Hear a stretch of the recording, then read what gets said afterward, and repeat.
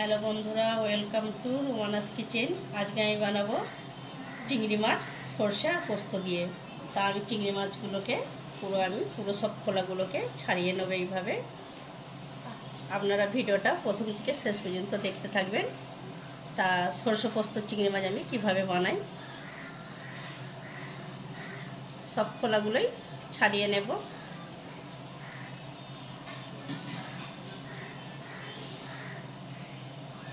শুধু আমি শাঁসটা নেব, প্রত্যেকটা আমি এইভাবেই ছাড়িয়ে নেব। তা আমি পোস্ত নিয়েছি, পোস্তটা বেটে নেব। আর এর সাথে আমি সাদা সরষে দেব, এটাও আমি পুরো মিহি করে বেটে নেব।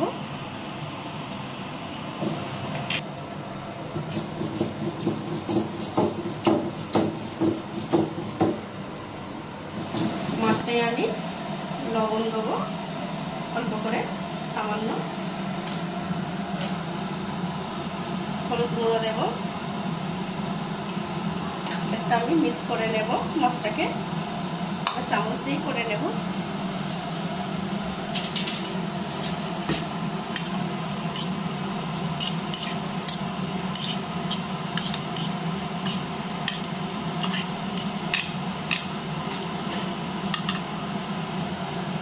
গ্যাসে কড়া বসিয়ে দিয়েছি, এবার আমি তেল দেব পরিমাণ মতো।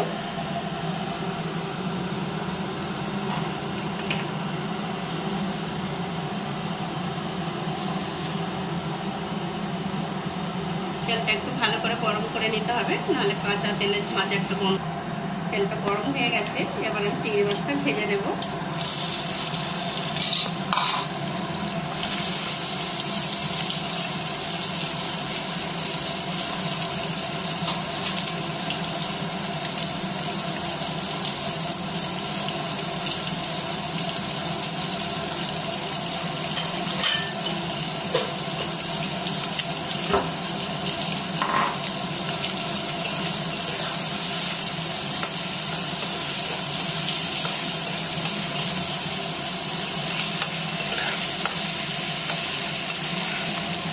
মাছটা ভাজা হয়ে গেছে, এবার আমি তুলে নেব। গ্যাসটা একটু কম করে দেবো।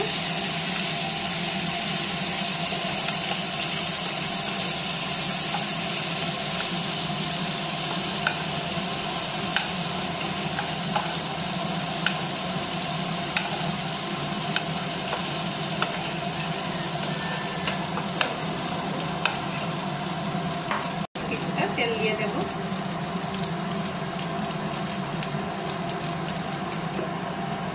আমি কিছুটা আরও একটু তেল দিয়েছি, এবার আমি অল্প করে একটু কালা জিরে ফোড়ন দেব।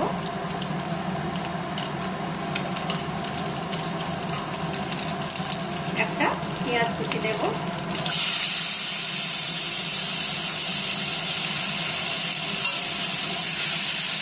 আর পেঁয়াজ কুচিটা আমি একদম লাল করে ভেজে নেব।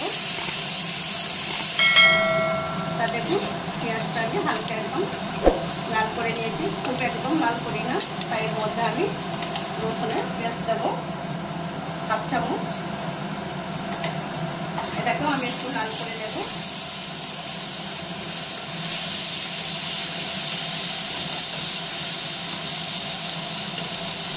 এবার আমি পোস্ত বাটায় জল সামান্য করে দেব।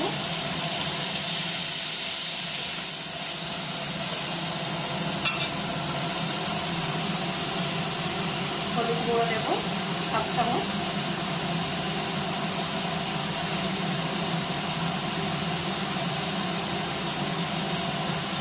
লাল লঙ্কা দেব 1 চামচ। ভালো করে নাড়াচাড়া করে নেব।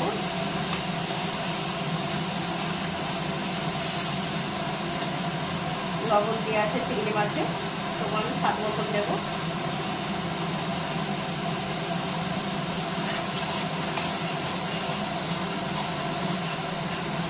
এখানে সরষে পোস্ত বাটা আছে, এটা আমি দিয়ে দেব।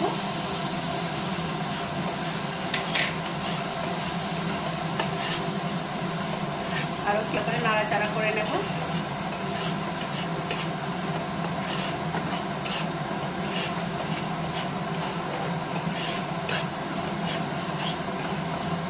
এর উপরে ভাজা চিংড়ি মাছটা আমি দিয়ে দেবো।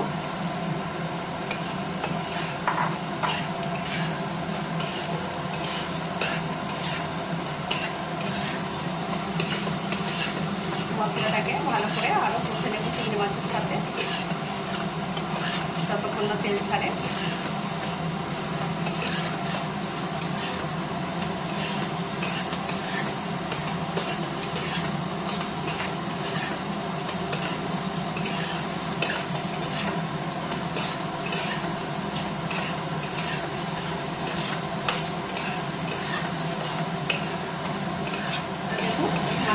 তেল ছেড়ে দিয়েছে, মশলাটা পুরো ভাজা হয়ে গেছে মাছের সাথে।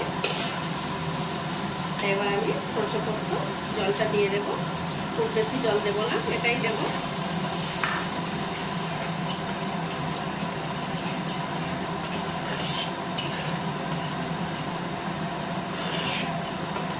বেশিক্ষণ বানাতে সময় লাগবে না, একটু হয়ে যাবে, চিংড়ি মাছ তো খুব বেশি সময় লাগে না।